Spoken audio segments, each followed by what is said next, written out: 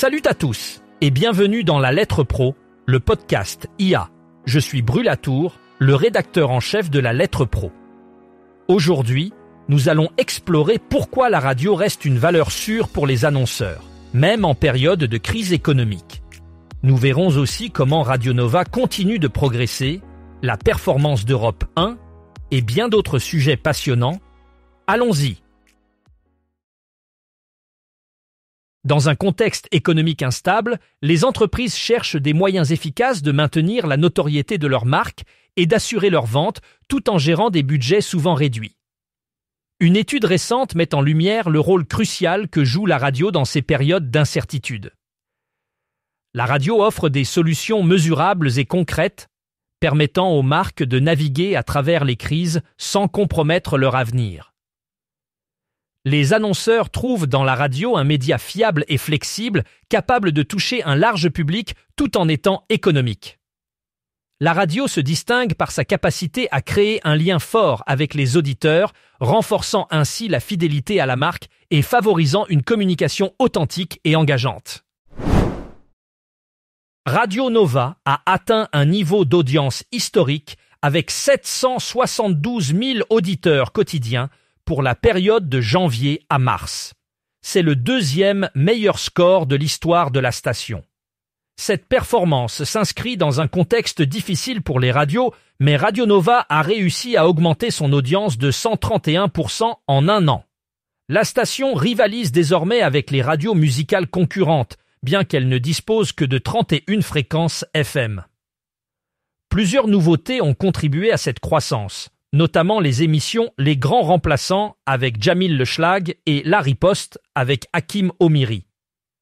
La matinale, T'as vu l'heure, a vu son audience grimper de 92% et les émissions Le Score et le Nova Club ont quadruplé leur audience. La dernière, diffusée le dimanche, rassemble 402 000 auditeurs. En plus de la radio, Radio Nova a enregistré 3,5 millions de téléchargements en mars et 30 millions de vidéos vues sur ses plateformes. Europe 1 poursuit sur sa lancée et confirme sa dynamique positive sur la période janvier à mars 2025. Pour la 7e vague consécutive, la station voit tous ses indicateurs progresser, dans un marché radio globalement en tension. Avec 2 656 000 auditeurs quotidiens, elle enregistre un gain de 269 000 auditeurs en un an, soit la plus forte progression du segment des généralistes sur cette période. La durée d'écoute moyenne atteint 122 minutes, en progression de 18 minutes en un an, un phénomène notable dans un contexte où ce critère est souvent à la baisse sur d'autres antennes. Cette hausse de l'engagement est accompagnée d'une part d'audience de 5,1% en progression de 1,2 points. Il s'agit là de la plus forte hausse de part d'audience du marché radio sur cette vague. La matinale de Dimitri Pavlenko, accompagnée d'Anissa Haddadi, continue sa progression avec 1 332 000 auditeurs quotidiens pour Europe un matin, soit 120 000 auditeurs gagnés en un an. Entre 9h et 13h, Pascal Pro poursuit sa progression. L'heure des pros enregistre 761 000 auditeurs quotidiens, soit une hausse de 185 000 en un an, et Pascal Pro et vous attire 839 000 auditeurs, en hausse de 124 000 sur un an. L'émission On marche sur la tête, animée par Cyril Hanouna, rassemble 735 000 auditeurs, avec un gain de 386 000 sur un an. Cette case horaire connaît la plus forte progression en volume pour la station. Côté numérique, Europe enregistre 103 millions de vidéos vues en mars 2025, soit 19 millions supplémentaires en un mois et plus de 40 millions sur un an. La station conserve sa position de première radio généraliste sur YouTube et enregistre des progressions significatives sur Instagram, TikTok et X. En streaming, Europe revendique 12 millions d'écoutes live en mars 2025, soit une hausse de 18% par rapport à février. Enfin, en podcast, la station cumule 14,4 millions d'écoutes mensuelles, portées notamment par Ondelat raconte, Au cœur de l'histoire, La libre antenne, mais aussi par ses productions originales comme Les récits extraordinaires de Pierre Bellemare ou les contenus développés pour les 70 ans d'Europe 1. L'entreprise britannique Factum Radioscape a récemment annoncé son soutien au projet Filt DAB en Irlande, une initiative autorisée par le régulateur Comreg. Ce test de diffusion en DAB+ est mené par la société Foothold Communications. Pour ce projet, Factum Radioscape fournit 3 dispositifs Observa Field Monitor, spécialement conçus pour mesurer et analyser le signal numérique en mobilité. Ces outils sont essentiels pour assurer la qualité et la fiabilité des transmissions DAB+ dans différentes conditions de réception. L'objectif est de tester et d'optimiser la diffusion numérique afin d'améliorer l'expérience des auditeurs irlandais et de renforcer l'infrastructure radio numérique dans le pays. Cette collaboration entre Factum Radioscape et Foothold Communications marque une étape importante dans le développement des technologies DAB+ en Irlande. Sur la période de janvier à mars 2025, Radio France a confirmé son statut de leader dans le paysage radiophonique, tant en diffusion directe qu'en numérique.